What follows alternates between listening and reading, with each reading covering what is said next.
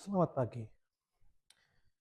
Jarang-jarang aku ngevlog waktu siaran ya. Kita masuk studio dulu guys.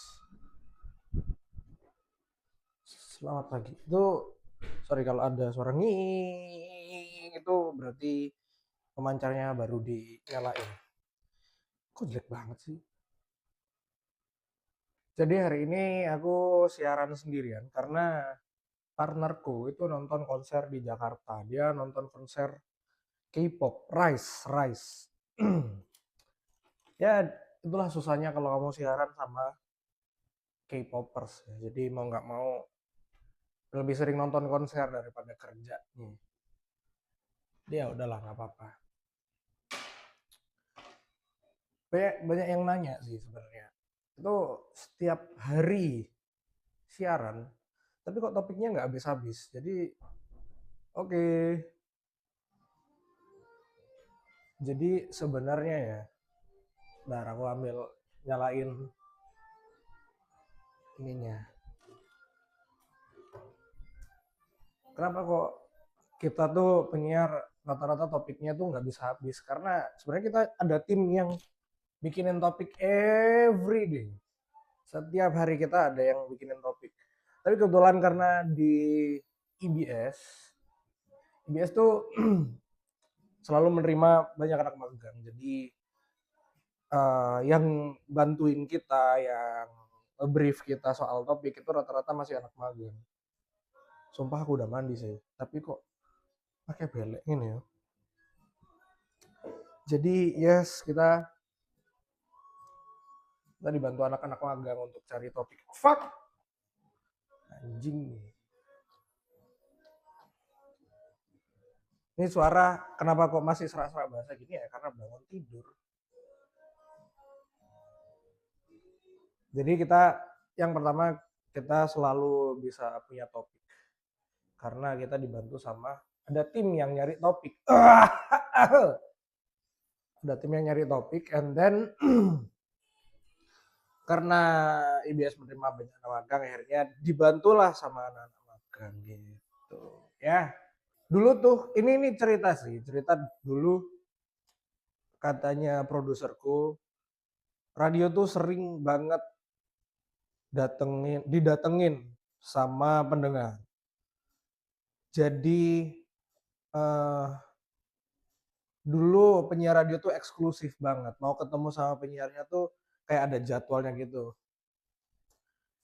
Sampai nggak boleh masuk ke studio karena harus siaran si penyiarnya atau apa gitu. Tapi sekarang tuh karena mungkin pendengar radio tidak terlalu demandnya nggak setinggi dulu karena sekarang banyak alat pemutar musik pengganti radio. Akhirnya malah kita yang memohon-mohon untuk pendengar datang ke studio supaya ngerti sebenarnya kita pengen pendengar tuh ngerti gimana sih proses siaran berjalan gitu. Anjing serius banget ya. Gitu sih kurang lebih.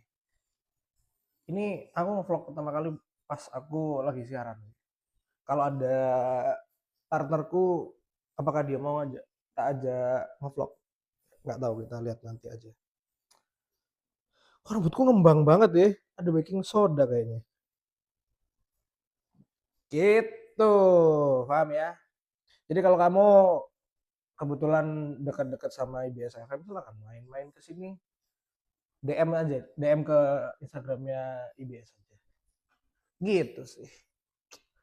Oke, hari ini topiknya apa? Jujur aku nggak ngerti. Penyiar tidak ada persiapan. Oke kakak-kakak, for your information aja sih sebenarnya. Jadi radio pun itu ada pemetaannya. Kayak di IBS ini anak muda banget, yang Gen Z gitu. Terus ada yang dewasa muda. Kalau di grupnya IBS tuh punya apa namanya di bawah satu payung Suzana Radio Network kalau di Surabaya. Dan IBS ini salah satu bagian dari radionya untuk pasar yang Gen Z yang anak muda gitu. And then kalau mau dengerin Jadi IBS tuh lagunya menyesuaikan sama anak-anak Gen Z gitu. Tapi kalau untuk yang kayak dewasa muda gitu, kayak early 30 atau late 20 gitu, kamu bisa dengerin nih Merdeka FM. Itu juga bagian grup dari kita. Nah, segmentasi radio itu juga penting sih supaya pendengar juga nggak bingung. Ini tiba-tiba awalnya lagunya Chrisye, tiba-tiba lagunya Blackpink kan kaget ya. Loh, ini lagu apa? Fuck. Jadi akhirnya dipetakan seperti itu. Supaya jelas ini si pendengarnya kayak apa. Karena itu berpengaruh sama nantinya kalau kita mau pitching ke brand gitu. Yang dengerin siapa gitu. Kan kalau kamu misal mau ngasih proposal, ini Pak, saya punya radio, Bapak mau nggak iklan ke kita? Yang dengerin siapa? Ya macam-macam, wah repot. Gitu. Jadi harus jelas, men. Itu sih. Dan kalau kamu kerja di radio, terus kamu pegang WhatsApp-nya gitu, jangan kaget kalau banyak buzzer lagu ya. Jadi banyak musisi yang baru mulai, and then dia pengen lagunya didengarkan sama banyak orang, akhirnya menggunakan buzzer. Jadi chat terus tiap hari ke radio tersebut untuk lagunya bisa ditayangin gitu sih. Di sosial media aku juga banyak yang tanya sebenarnya. Ini pendengar yang akhirnya follow sosial media aku ya. Banyak yang tanya soal kalau aku lihat radio di Jakarta tuh rata-rata penyiarnya tinggal ngomong. Terus si apa namanya untuk kayak lagu operator tuh ada sendiri yang operasiin si mixernya kayak gini. Jatuh. Ini mixernya kayak gini. Nah itu katanya kalau di Jakarta tuh ada sendiri yang menyiapkan gitu-gitu. Yes, benar itu di Jakarta dan apa ya potensi benarnya lebih banyak karena traffic di sana kan lebih tinggi ya, kayak mobil juga lebih banyak, lebih macet gitu. Jadi orang lebih dengerin radio. Tapi di sini ya kita harus bisa sambil ngomong sambil benerin mixer gitu, harus bisa aja. Dan sebenarnya nggak ribet kok kalau kalau kalian jago harusnya nggak ribet kok gitu. Ya macam-macam sih model radio kalau masih dengerin Duo Bahlul tuh di mana ya? Jak FM ya. Jak FM tuh masih masih penyiarnya sendiri kok. Itu Jakarta juga penyiarnya sendiri yang ngoperasiin si mixernya dan gak ada masalah. Sebenarnya cuma naikin si fader mic-nya gitu-gitu aja sih. Semuanya udah diatur kalau pakai aplikasi. Kan kita pakai software yang tidak semua radio mampu untuk subscription. Gitu. Nanti kita lanjut kalau aku udah siaran aja ya. Dulu tuh juga banyak yang nanya sebenarnya, kenapa gimana sih radio itu siaran gitu. Kenapa kok topiknya bisa ada terus itu tadi udah terjawab. Tapi kalau kenapa eh, radio itu random banget penyiarnya harus bahas apa aja tapi nggak pernah kehabisan. Jadi kita tuh ada topik yang fix supaya pendengar itu juga ikutan topiknya, mau jawabin atau telepon atau voice note atau kirim apapun itu jawabin si topiknya. Tapi basisnya kita adalah radio hiburan, jadi kita kasih informasi aja soal hiburan di tanah air.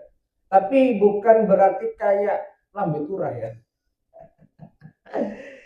Kalau pengen nonton selebriti yang terjerat kasus, mending nonton insert aja ente. Ya kan? Enggak. Kalau di kita ya kadang kita nyari-nyari berita yang masih ada unsur hiburannya, nggak tahu uh, apa festival-festival unik di dunia gitu atau ada info konser mungkin kayak gitu-gitu aja. Jadi kita tidak membahas sesuatu yang terlalu serius. Kalau mau yang serius nonton atau dengerin Suara Surabaya ya gitu atau dengerin RRI. Itulah kenapa radio-radio itu adalah radio yang sudah mulai punah tapi punya pemerintah bro. Kalau RRI mah ya di sini kita siaran, oke?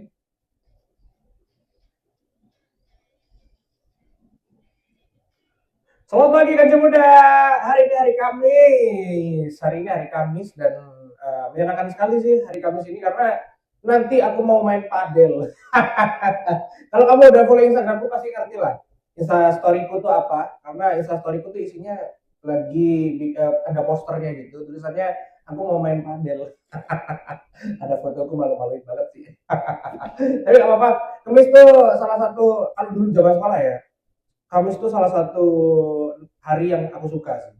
Nggak tahu kenapa, karena mungkin Kamis ini sudah mendekati weekend ya. Jadi rasanya tuh kayak pengen dan wes dan mari ngono sekolah ini zamanku sekolah sih ngono ya. Apalagi Jumat tuh menyenangkan sekali karena kalau masih sekolah tuh masuknya cuma setengah hari, terus besoknya udah libur ya. Yang paling menyebalkan adalah Minggu jam 7 malam karena liburan ini akan berakhir gitu. Jadi ya kadang improv, kadang bawain sesuatu yang memang harus dibawain. Tergantung aja, tergantung moodnya ya. Yang penting adalah kita harus menunjukkan bahwa kita tuh udah bangun dari setengah 3 pagi ya. Jadi harus kelihatan kayak wow, penyiar ini semangat sekali gitu. Apakah dia memakai narkoba? Pernah nggak sih kan Muda kamu kebayang jadi pesepak bola atau atlet yang sukses banget kayak contohnya si Neymar Junior. Siapa yang nggak kenal sama Neymar Junior ya? Dia itu pernah main di FC Barcelona, pernah main di Paris Saint-Germain, sekarang balik ke klub di Brazil kalau nggak salah ya. Dan sekarang Neymar tuh lagi kaya-kayanya kan Muda. Kayaknya dia ini star syndrome ya. Buat kamu yang fansnya Neymar, saya mohon maaf ini ya, saya harus merosting idola Anda karena dia akhirnya membuka koleksinya.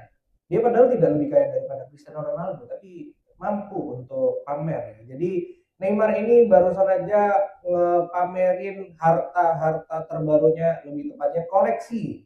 Yaitu koleksinya ada Batcopter. Wih, biasanya helikopter ini Batcopter, gokil. Ada Batmobile.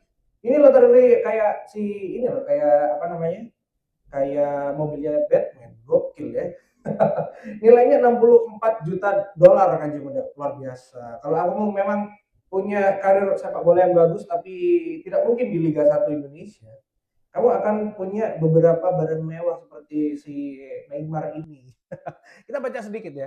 Jadi bintang sepak bola asal Brazil ini memperkuat Santos FC itu kan, dia balik ke Brazil tuh. Kembali bikin warga internet melongo. Enggak sih, aku biasa aja. Bukan lewat aksinya di lapangan, tetapi lewat luxury toys miliknya yang nilainya nggak masuk akal. Masuk akal sih. Ini kadang berita tuh terlalu melebih-lebihkan. Lewat unggahan terbarunya, Neymar memamerkan Batmobile custom made dan juga Batcopter dan juga private jet. Wih gokil, private jet bro. Yang totalnya ditaksir oleh media olahraga di Spanyol mencapai 64 juta dolar atau sekitar 960 miliar. Gokil ya. Gokil sih, gokil. Kalau misal kamu jadi pesepak bola yang sukses gitu, yang skillnya luar biasa jago, disorot sama media, udah nggak usah main di Liga 1. Kamu nggak akan bisa mencapai ini semua cuy. Jadi gitu caranya siaran. Kok aku pakai mimiknya harus kan pakai ini ya. Jadi gitu, kita ada berita apa kita bawain aja gitu. Yang penting uh, tendensinya adalah menghibur gitu. Ya nggak? Gitu guys. Mudah bukan siaran? Mudah banget. Makanya kalau kamu pengen nyoba siaran, datang aja nggak apa-apa. Kita dengan senang hati loh. Ya nggak? Kita lanjut ya. Kita cari berita yang lain. Mau bersihin nggak jadi. Berita yang lain.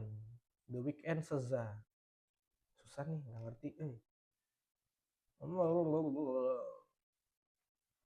Biasanya berita-berita entertain gitu di mana sih, bro?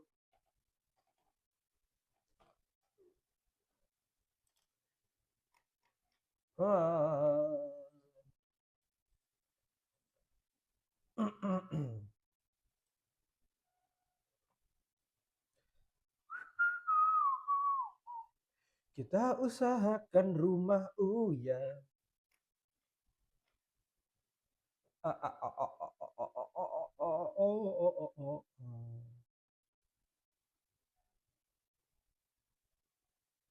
Survei Gen Z lebih toleran dan mulai Al-Quran. Asik, asik, asik, asik, asik. Gak apa-apa dah, kita bawain ini ya. Ini ada yang menarik kan Muda, buat kamu yang Gen Z atau punya anak Gen Z, kayaknya kamu harus bersyukur dah kan Muda. Kenapa? Karena ada survei yang menunjukkan bahwa Gen Z itu lebih toleran dan melek Al-Quran daripada generasi milenial. Ini khususnya buat orang yang muslim ya. Buat orang yang muslim ini, kalau kamu Gen Z dan muslim, itu kamu bersyukur banget. Karena ini survei yang dilakukan sama Kementerian Agama loh. Berarti kan valid gitu loh. Kenapa kok Gen Z lebih toleran dan melek Al-Quran? Nah ini kita baca dulu. Jadi ada sebuah survei di 2025 tentang indeks kualitas hidup beragama yang dirilis oleh Direktur Jenderal Bimbingan Masyarakat Islam Kementerian Agama bekerja sama dengan Alfara Strategic Research mengungkapkan bahwa tren yang mendorong generasi muda khususnya Gen Z, oke, temuan menunjukkan bahwa Gen Z memimpin dalam melek Al-Quran dan mencatatkan skor tertinggi dalam membaca yang tepat atau tartil pada 56,29%. Oh, gokil. Ini menempatkan mereka di depan millennials sejumlah 54,06%. Oke, generasi X atau boomers. Oh, beda ya. Generasi X 53,97 dan baby boomers itu 50,95. Oke, oke, oke, oke. Jujur aku percaya sih sama survei ini bahwa Gen Z itu lebih melek Al-Quran karena kita lebih mendengarkan Ar-Rahman daripada Quds. Ya, itu dia. Quotes yang mencoba untuk relate sama kita, tapi jujur solusinya tetap ada di Al-Quran. Gitu.